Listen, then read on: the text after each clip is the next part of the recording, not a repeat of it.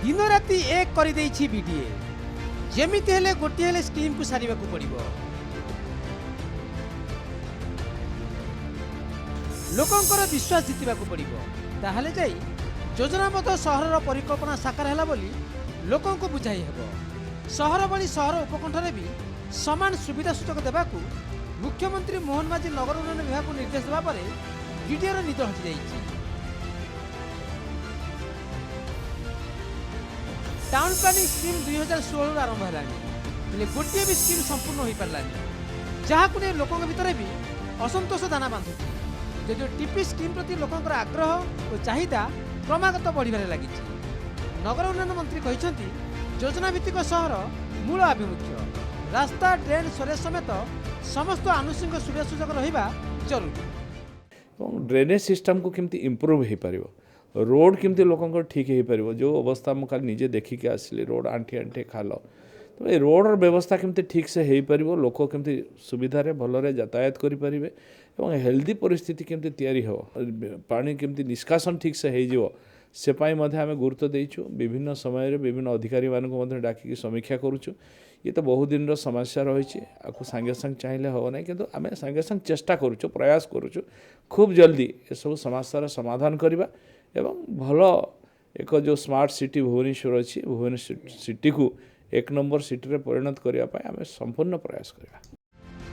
सेपटे ग्राउंड रे अवश्य स्थिति को सुधारी बीडीए प्रथम झुंटी बीडीए टीपी स्कीम रे 200 फुटिया रास्ता को आग सारिबा को लगी 60% लोक जगार संशोधित पट्टा दखल देवा सह पोजेसन लेटर भी देलानी घर उपयोगी भित्तिभूमि देवाक आउ किछि दिन लागिबो। अहमदाबाद ढांचारे होता टीपी स्कीम को फलप्रद करने को लगी पड़ी बीडीए जगार 40% काटी बाकी 60% जगार समस्त आनुषंगिक सुविधा देवाक प्रयास को त्वरान्वित करिछि।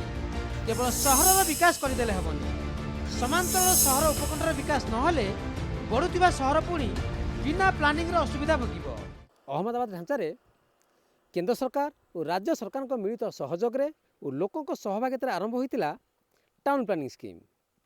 अंधार दासपुर मौजार ठीक 200 मीटर पछपटे 861 एकर परिमित जगार होउची न्यू सिटी। अंधार दासपुर मौजार काम धार्य समय न सारिले न्यू सिटीर प्रकल्प मध्य अधपंतरा रहिबो। ओडिशार टीपी स्कीम को अनुकरण करने को किछि दिन तले दिल्ली नगर उन्नयन विभाग एक टीम भी परिदर्शन कर फेरी। टाउन प्लानिंग स्कीम अंधार दासपुर मौजार 200 मीटर पछपटे 861 एकर परिमित जगह दासपुर गोठपाटन में नुआ सिटी काम भी आरंभ है। अन्य राज्य ओडिशार टीपी मॉडल को अनुकरण करने आरंभ कले कि खोद बीडीए स्मार्ट सिटीर यह बृहत योजना को केते दूर साकार करिबो ताहा ही बड़ आह्वान भाव छिड़ा है। लोकंकर हित पाई जहाँ जहाँ आवश्यकता हम करूँ प्रायोरिटी रे आम ये सब कथा को विचार करुचु। माननीय मुख्यमंत्री ये सब कथा गुरुत्व दौरान एवं गुरुत्वर सहित समस्त विभागीय मंत्री माने अधिकारी माने एवं प्रयास जारी रखिंट खूब जल्दी ये सब समाधान हो एवं ग्राउंड जीरो रु हम लोकों सहमति होता टाउन प्लानिंग स्कीम पर निर्भर करुच्ची सहर उपकंठर विकास और सहर भली सहर उपकंठवासी को समान सुविधा सुजोग देवार व्यवस्था। मुख्यमंत्री और नगर उन्नयन मंत्री विभाग समीक्षा बेले यह उपर जोर देइछन्ति। खुद नगर उन्नयन मंत्री बीडीओर अध्यक्ष तेणु स्कीम को फलप्रद त्वरान्वित करने पछरे केउ सब प्रसंग बीडीए पे अंतराय हेलानी ताकू खोजी समाधान करने जरूरी।